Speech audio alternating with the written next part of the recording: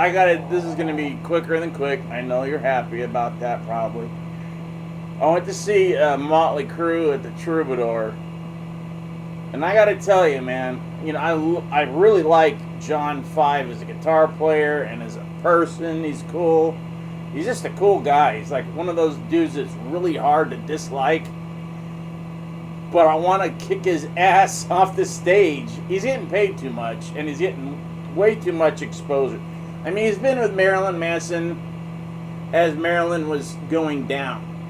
Antichrist Superstar was his peak, and then he put out the stupid album where he's trying to be David Bowie, and then that's where John 5 came in, and he started to, like, and then down. So, he was in Marilyn Manson. Then he was in Rob Zombie, and everybody likes Rob Zombie, but they never quite... I saw, White Zombie play with Pantera at the Forum, co-headlining. They did 2 nights in 97, 6, 7.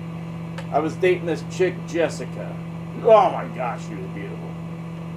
And the last, like, hot chick that I dated before I went back to church, and still, my last wife is beautiful. She was just mentally unstable, let's just say. So anyways, I went to see Motley Crue, and it was just like, I just sat there like, I can't believe this is actually happening. This is like a really weird tribute band with like 2 fat guys, because Nicky is fat. I hate to tell you, in person he's fat. He's a fat old man. He's fat.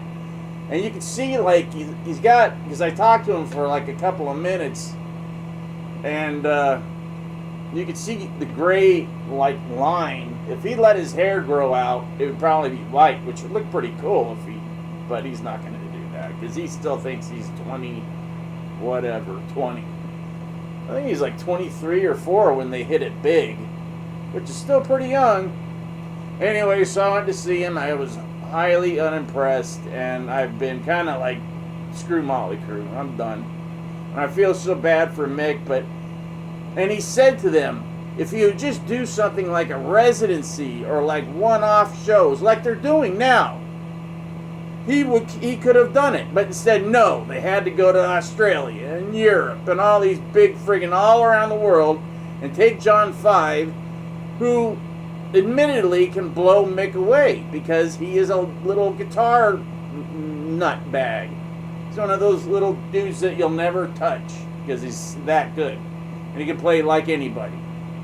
He can play just as bad and simple as Paul Stanley, and then turn right into Eddie Van Halen, and then go right to Randy Rhoads, and then go right to you name it. He can do it. I've seen it. I've seen him several times in bands before he was big, like that Red Square Black and the other band he was in. It was actually while he was working on that DLR album with Dave Lee Roth. DLR. And the guy, I was just like, this dude's amazing. He's going to be something someday. And this is it. He's in Motley Crue. And, you know, they're not going to get any bigger. If anything, they're going to get less. But they're still so big that it doesn't really matter.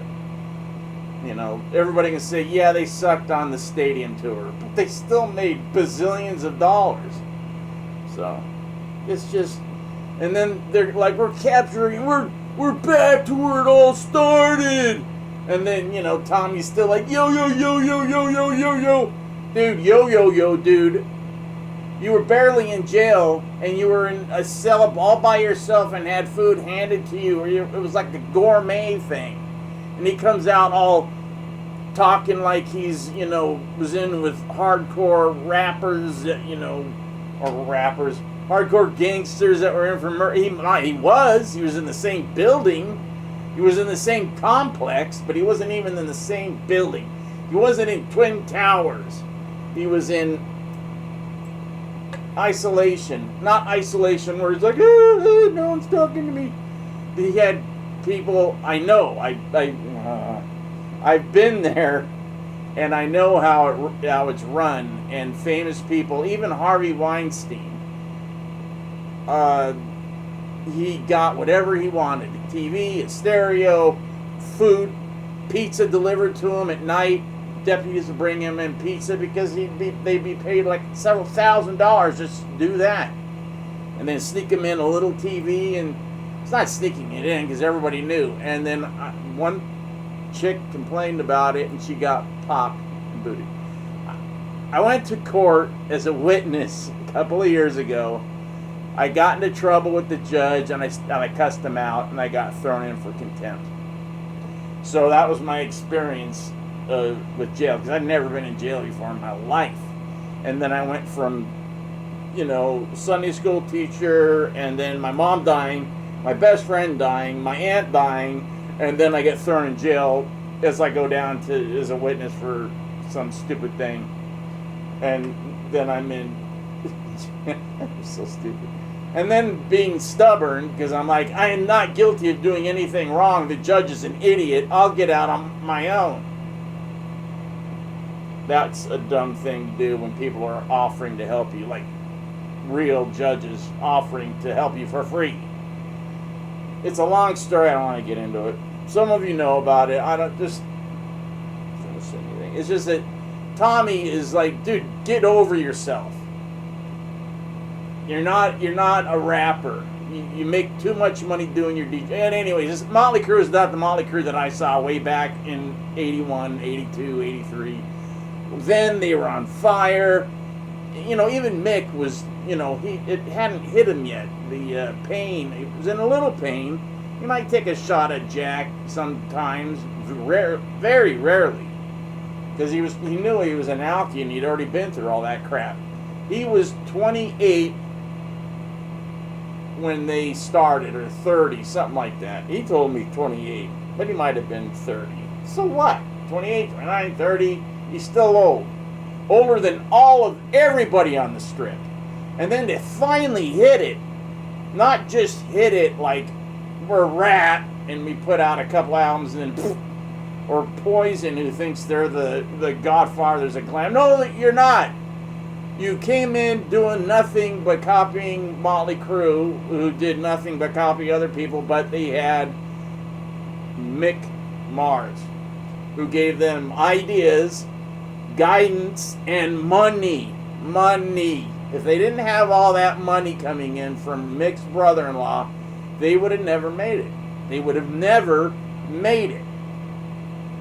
The only reason I went to see him is because I run into Nicky at the liquor store, because he used to work at a liquor store that sold beer out the back. He sold beer out the back. So if you go in and you go, I'm looking to get like a 6. And he goes, okay, go around back. You go around back, you wait, he comes out, or you say, I'm looking to get a 12. He knows, 12 beer. And then he might ask, I'm Miller, or, Heine, whatever. You try to be, and he'd bring it up back and he'd sell it to you. And he'd like, dude, my band's playing. He'd give you a flyer. My band's playing. And he'd give me flyers to London. And I'm like, no, because I've heard you aren't heavy. You're not. You're glam. You sound like crap. And sound like crap. And I've heard Nicky. Nicky used to come into the store. He used to work at Clean Music, and he really didn't know what he was doing on bass. And he would actually rent empty cabinets just to have a line, like a 2 or 3 Ampeg cabinets. He'd rent like empty ones, and we, give it to him. We just like, here, take the empty one and pay us, $25 for whatever it was for the real cabinet he was renting. He didn't own any friggin' equipment. I think he finally got that Thunderbird for like almost nothing, a couple $100. But like, Randy Rhoads, he had to tune his bass for him, and then he auditioned, and then Randy's like, I really like you, and you look cool and everything. You're just not there musically, and I don't have the time to teach you. Because he already taught Kelly Garney how to play bass. They needed a bass player that knew what he was doing right then. They were going to give it one more shot. I'm all over the place, aren't I? You know what? I don't really feel like playing, but I'm going to play something and then just stop. I'm going to play start to play one of my songs and then just make noise, and I'll talk to you guys later. Thanks again for all your support. So far, everything is cool, I think, health-wise, if you know what I mean. All right. I don't know. I think the last show is tonight. Troubadour, Whiskey, or Troubadour, Roxy, and Whiskey. I think the Whiskey is tonight or tomorrow. Should I go? Answer, comment, say yes or no. Because I've seen it. The Troubadour was really, all it did is make me depressed. I don't really want to go to the whiskey. I think it's the whiskey or the Roxy, one of the two. Who cares, really? I love Motley Crue, though, when they were, oh, man, they were cool.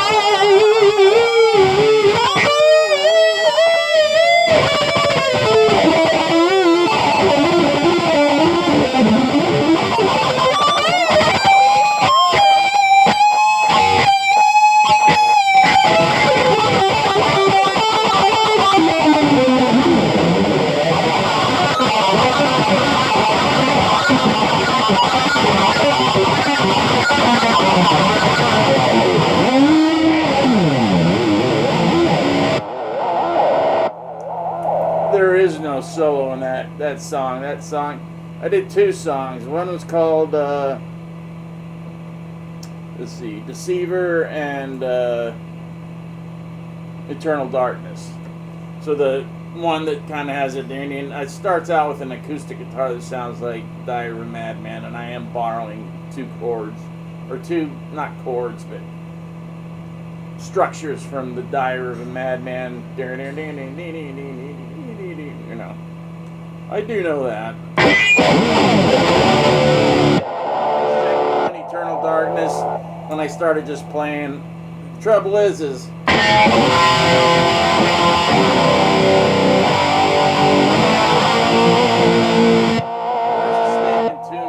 gotta go though. Pretty cool. This is a cool sounding guitar, actually. It's sounding pretty good. And I put this little. It's all because I put this on it. All right, I'm out of here. You know, sorry that it hit and run, but just like the hit and run tour that Kiss did, I just found some pretty cool plate there, huh? It's from Hell Guitars. I highly recommend them. There you go. They've given me some stuff for free, but I'm not endorsed by them or anything. I'm not endorsed by anybody unless I put something out. So there you go. Lates.